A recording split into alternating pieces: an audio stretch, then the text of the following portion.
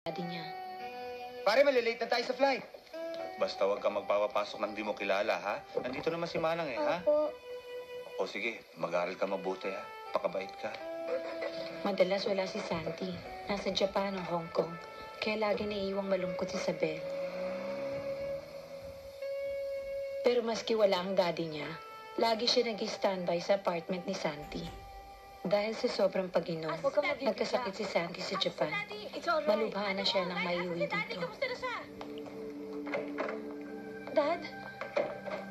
Dad? Dad? Dad?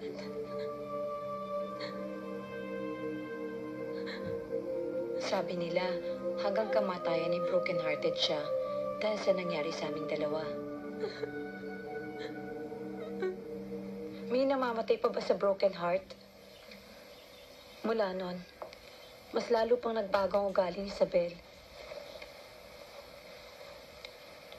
Paano ang nagbago? Lalong sumama ang ugali. Lalong naging mainitin ang ulo. Kung anong pinaniniwalaan, yun na. Sobrang opinionated. Maski nakaka-hurt na ng feelings ng iba, wala siyang pakialam. Hindi totoo yan. Anong nalalaman mo? Ang nakilala mo ay ang madre. Nung mag-asawa ko ulit, kung ano-anong ginawa ni Isabel para pag-awayin kami ni Johnny. Ayaw kasi niyang maniwala na mahal ako nito. Kami. Dahil sa skandalo, natanggal sa trabaho si Johnny. Later ko na lang nadiskubre, binayaran ni Isabel ang babae para tuksoin ang asawa ko. Sinetap niya ang lahat.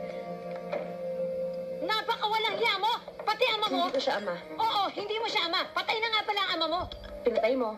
Ako na ang kontrabida sa lahat ng ito, pero wala ka pa rin karapatan sila si Johnny. Pag ako hiniwalayan, magsisisi ka. Matutuwa ako. Wala kang inisip kundi ang sarili mo. Kanino kaya ako nagmana? Isabel! Isabel! Of course, tuluyan na akong hiniwalayan ni Johnny. Wala akong nagtatagal na